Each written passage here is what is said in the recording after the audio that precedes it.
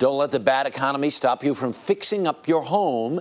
Amy Matthews of the DIY Network's Sweat Equity program is here to show us two popular projects that can be done with paint and just for pennies. Good morning. Just for pennies or puns. If you want to laugh and joke while you're painting, it's good. It's all good. All right. Because normally you call the contractor and the contractor says, well, we're going to tear down this wall and we're going to do this and we're going to stick this over there. You're really talking about none of that. No, it's and I love tearing down walls, don't get me wrong. But it's all about the amount of money you have to spend and the amount of time you have to spend. And paint is not permanent. So you can make great changes in a room, less than $100, transform it with paint, and especially adding some architectural interest. Now, two of the big rooms, and we have a couple pictures of some baths and some kitchens. Now, bathrooms and kitchens sell houses, and sometimes all your bathroom needs is a quick fix, like new faucets, a fresh coat of paint, maybe some accents like behind those pictures right there. Add a spa feeling to it, and you have an instant transformation for not a lot of money. Same with the kitchens. One of the best things you can do in your kitchen is just to gel stain or paint your cabinetry. You can spend 60% of your kitchen budget on new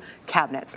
Imagine if you could get rid of that old 80s golden oak by just painting it, maybe a backsplash, maybe a new countertop. So those are two things that are really going to boost the home value for not a lot of money. There you go. Now let's talk about wainscoting. What is wainscoting? Well, wainscoting is anything that's usually on the lower third of the wall. It can be a beadboard style, it can be a picture frame style, and there's so many ways to do that with different kinds of millwork. Custom millwork costs a lot of money. It's sometimes an okay DIY project, but it can be challenging, and we can make some of those same transformations for a fraction of the cost with paint. You're adding the same architectural interest and the look that you're getting with some of these custom pieces by literally just using tape and paint. And I want to show you one of the houses that we worked on. It was really great. You know, it's the holidays. Everybody wants to make quick transformations inside. This is a great dining room example of picking an accent wall, making that wainscoting on the lower third, getting some picture framing up top. And that's all paint? It's all paint. Literally, you need a level, you need a pencil, a tape measure, and we have the live version of you. So you're going to show us how to do this? So here is one that, this is just, you know, a flat that we, you know, drug out here, and then you did this. We did this, and it's so simple. And imagine this $100 to change your room, and it's not permanent. So as soon as the holidays are over and you want another quick change, you can paint the room again. I hate that. I hated that. All right, show us how it's done. So we've prepped the wall. We've already used Scotch Blue painter's tape to get this all prepped off and found our lines. Now I want to show you, because one of the most important parts of taping is how you actually put the tape on the wall, and not everybody does this right. So when you put the tape on the wall, you only want to take it off a couple feet at a time. Okay, get a nice line, and then use a straight edge. You can use a 5-in-1 tool to smooth it down and make sure you kind of lock the edges. Or if you don't have a 5-in-1 tool, you can even use a credit card to do the same thing. And then that's going to seal it for you so you have a really good finish at the end. So I'm going to pull this one off, and you and I are going to start painting. Are you ready? I don't know. You look too nice to paint. I'm waiting for some puns. You got to give me some jokes while we're doing this. All right, this is yours. It's already rolled up, so just get a little off there. And go right in the middle. Go in the middle first, not on the tape first. Get some of the excess off your roller. And you always want to start high to low. That way, as you paint, you can pick up some of the drips. And the important thing is doing you are good at this. The M's and W's, right? So you're getting a nice full coverage on there. And then once I get a little bit off here, now you can go over the tape on the edges. I don't know, you might not go back to work. You might be stuck doing painting the rest of the day. I think I may have found my calling. Oh, okay, because we're going all the way over. I'm sorry. We're going over. No, you're good. You're good. Hopefully your walls at home don't move like this. If you have that problem, call me because I can help you. All right.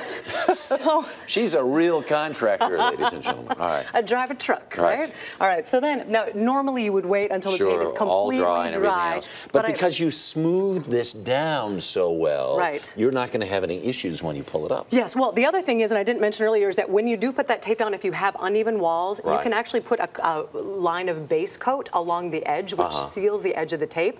And then you get a nice clean finish. But on a good wall like this, now granted, it should be a dry paint, but here. And then the key of pulling it up is actually going at an angle, 45-degree angle, and pulling kind of nice and slow. Look at that. All the way up like that. Isn't that fun? Is that the most fun you ever had? It's getting all over. All right. Okay. Can we move on to the kids' room section here? I was going to lick my finger. It's not like I do a cooking show. What's wrong with me? Well, maybe just so long as it's not oil-based paint, you'll probably be okay. Well, I'll be fine. All right. How many kids do you know named Don? None anymore. Okay. So maybe there's your Sam and your Ella, but, you know, we brought Don in here.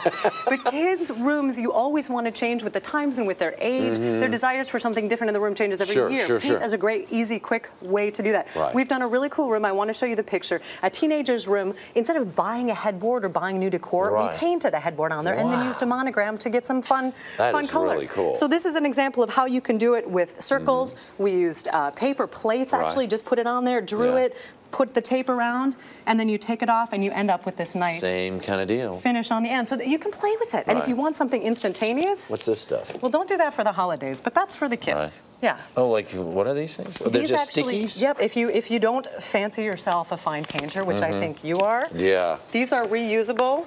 Paint a nice base color, spruce up the room. Slap one on there so we see what it looks like. And then oh, look at that. That one goes on. And I bet those aren't very expensive. No, not at all. They're removed, and don't put it on like me because you end up with the bubbles in there. I don't do wallpaper very well. But these are removable. They don't ruin the paint underneath, and you can change them as your kids' taste change, which you know is about every 5 minutes, right? Wainscoting. Wainscoting. Or coating. I say coating, but I'm from the Midwest. See, that's what that was, because I said it was coating, too. Yeah. All right, Amy, thank you very much. You're welcome.